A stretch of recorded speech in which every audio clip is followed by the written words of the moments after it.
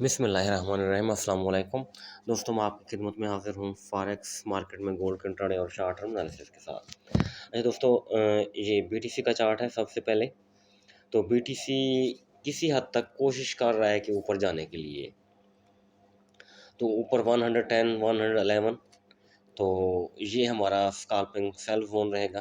तो अगर ये जोन को ब्रेक करके बीटीसी ऊपर चला जाता है तो फिर ये खासा बुलिश हो सकता है, मतलब दोबारा अपने हाई की तरफ चल सकता है। तो बहरहाल देखेंगे कि आया ये हमारा जो सेल जोन है लेटेस्ट जो ऊपर पड़ा हुआ है, इसको तोड़ने की कोशिश करता है या दोबारा से डाउन आने की कोशिश करता है, क्योंकि अभी इस वक्त तक ठीक है, वीकली में थोड़ा है, इसको सपोर्ट हासिल है 20 के मूविंग एवरेज की, लेकिन रिट्रेसमेंट के हवाले से अभी भी ये डाउन आ जाए तो इसके लिए गुंजाइश बाकी है, मतलब डाउन आना चाहे तो आ सकता है, क्योंकि 74 से ये ऊपर गया था, तो नीचे आना चाहे तो ये मज़ीद भी नीचे आ सकता है, मतलब 1 लाख के करीब करीब, 1,03,000 1,02,000, तो राउंड अबाउट वहाँ तक भी आना चाहे तो ये आ सकता है, इसके लिए कोई ऐसा इशू नहीं है। बहरहाल देखेंगे, अगर ऊपर वाला जोन प्ले करता है, डाउन आता है, तो फिर हम सेल में ही बैठेंगे, तो अगर ब्रेक कर जाता है तो फिर ये मज़ीद बाय की तरफ जाना शुरू कर देगा। तो उसके बाद हम आते हैं सिल्वर के पास। सिल्वर क्या कहता है, गोल्ड को आखिर में टच करेंगे।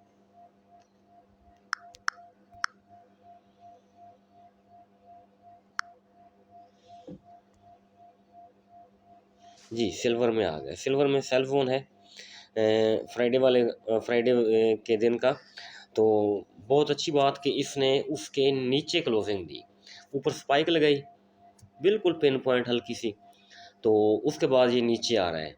तो नीचे अभी भी इसको मज़ीद भी आना चाहिए, ये काफ़ी नहीं है। डेली का टाइम फ्रेम है, तो मिनिमम इस एरिया तक आएगा 39.23 39.13, तो कम से कम इस एरिया तक इसको नीचे आना चाहिए। तो उसके बाद यहाँ से स्काल्पिंग बाय हो सकती है किसी हद तक, तो ये हमारा बाय जोन रहेगा।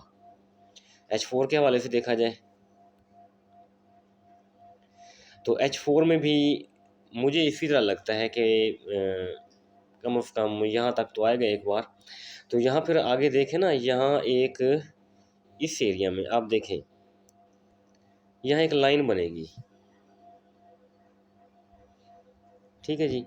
तो इस सपोर्ट को अगर मार्केट ब्रेक करती है तो निचली सपोर्ट फिर मार्केट की ये रह सकती है यहाँ तक का, यहाँ तक, ठीक है जी। तो गोल्ड में भी मैं आपको दिखाऊंगा, गोल्ड का और सिल्वर का सेम स्ट्रक्चर बना हुआ है, तो बिल्कुल एक जैसा मूव किया, तो एक ही जगह पर कंसोलिडेशन की। तो अब अगर ऊपर वाली सपोर्ट तोड़ता है सिल्वर, तो फावर इसको निचली सपोर्ट तक आना पड़ेगा बाहर कीमत, क्योंकि ऊपर हमारा बाय जोन भी पड़ा हुआ है, ऊपर एक सपोर्ट भी है, तो इस जगह पर डबल कंफर्मेशन हो रही है दूसरे अल्फाज में। तो फिलहाल मुझे लग रहा है कि हो सकता है कि सिल्वर भी यहीं से ऊपर चला जाए। अब गोल्ड को देखते हैं, गोल्ड स्ट्रक्चर को। जी, गोल्ड के चार्ट में आ गए, तो अब देखिए, तो गोल्ड में भी तो सेम वैसे बन रहा है ना, ये देखिए ये सपोर्ट बन रही है इसकी, तो दूसरी सपोर्ट ये बन रही है, ऐसे ही। तो अगर हम जोन ड्रा करें गोल्ड के हवाले से,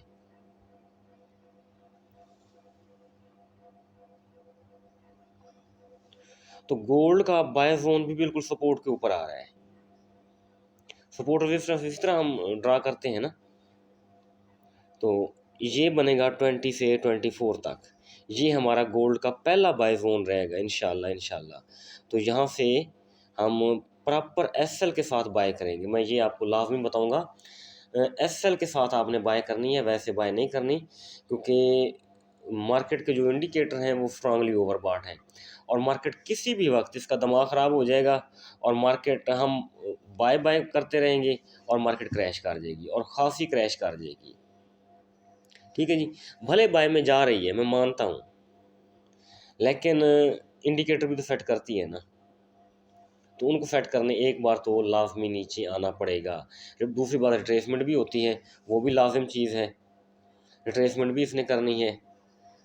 तो कोई भी बहाना बना के कोई भी जवाब तलाश, देखिए फ्राइडे वाले दिन न्यूज़ थी, यूनिवर्सिटी ऑफ मिशिगन, मेरे ख्याल में $10 की मूव होती है, $10 की, तो मार्केट ने कितने डॉलर मूव किए, तकरीबन $50 मूव कर गई, छोटी सी न्यूज़ के ऊपर। कोई CPI तो नहीं था, कोई ADP नॉन फार्म तो नहीं था कि मार्केट उसको लेकर के इतने ही एग्रेसिव हो गई। तो मार्केट ने बहाना बनाना है, कोई भी छोटा सा बहाना बना के मार्केट खासी डाउन आ सकती है, और हमारी बाय जो, और फिर इम्पोर्टेंट बात है कि इतने टॉप के ऊपर बाय करना मुनासिब नहीं होता। मैं पिछली वीडियो में मैंने बताया था कि इतनी टॉप के ऊपर विदाउट SL, ठीक है, आप बाय करें, मैं कहता हूँ ज़रूर करें आप। नंबर वन, किसी सपोर्ट रेजिस्टेंस या किसी जोन से करें, SL लाजमी डालें, क्योंकि यहाँ फंसी हुई बाय फिर 3 महीने भी लग सकते हैं उसको, और 2 महीने भी लग सकते हैं। निकल तो जाती है बाय, निकल तो जाती है, इसका इशू नहीं है, निकल जाती है हमेशा बाय, तो लेकिन उसको फिर टाइम लगेगा, वो काफ़ी डाउन आ जाएगी, फिर कंसोलिडेशन और 100 चीज़ें, तो फिर उसको 1.5 महीना, 2 महीने, 3 महीने तक भी वो लग सकते हैं, क्योंकि खासा टॉप है मार्केट का, ये H4 का टाइम फ्रेम है। तो एक जोन हमारा ये बन गया। तो अच्छा जी, दूसरा जोन हमारा कहाँ तक बन सकता है, डेली में जाके देखते हैं। ये H4 का जोन है हमारा,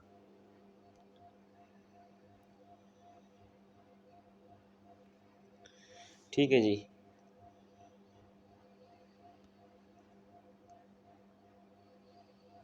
लेकिन इसकी रिट्रेसमेंट तो हो चुकी है 84 से, देखिए मार्केट 84 से ऊपर गई यहाँ तक, 22 तक, ठीक है जी।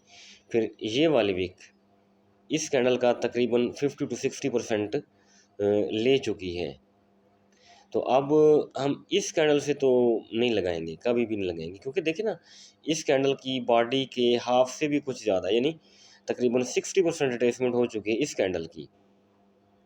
तो अब यहाँ से रिट्रेसमेंट लगाना गलत है बिल्कुल। तो ये कैंडल है जो फ्राइडे वाले दिन की है, तो उसके हवाले से बाय जोन ड्रा किया जाए, तो वो वही है जो मैंने आपको 22, 25, ठीक है जी, 20 के आसपास, तो वो बन सकता है, तो वहाँ से आप कर सकते हैं, ठीक है जी। वो जोन एक बाय जोन है। तो फिर एक एक्सटेंशन के हवाले से, ये देखें ना, ये एक्सटेंशन हमने कहाँ से कहाँ तक लगाई है, यहाँ से यहाँ तक लगाई है, लेकिन इसको हम नहीं ले सकते किसी भी सूरत में, इसका निचला जो पार्ट है ना उसको नहीं ले सकते, क्योंकि वो तो कैंडल जो है ना, थर्सडे वाली कैंडल, इस तरह समझ लें आप, आपको समझ आ गई होगी, थर्सडे वाली कैंडल, तो उसकी रिट्रेसमेंट हो चुकी है। तो एक अलबत्ता एक्सटेंशन एक यहाँ बन सकती है, मार्केट यहाँ से ऊपर गई यहाँ तक, फिर इसने डिप यहाँ तक लगाया, ठीक है, तो इस एरिया से हम एक जोन अपना ड्रा कर सकते हैं। ये एक्सटेंशन नहीं हमने सिलेक्ट करनी, हमने रिट्रेसमेंट सिलेक्ट करनी है इस एरिया से।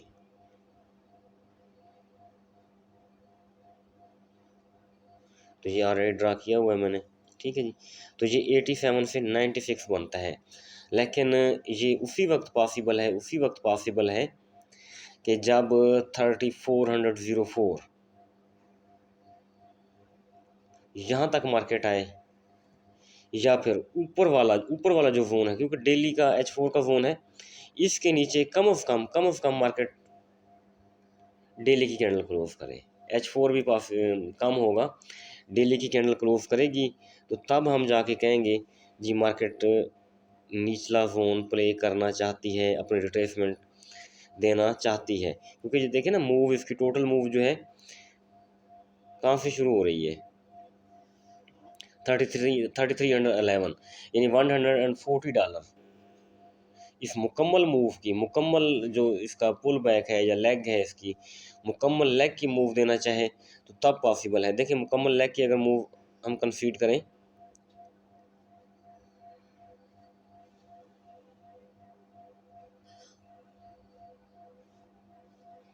तो ये बन रही है वो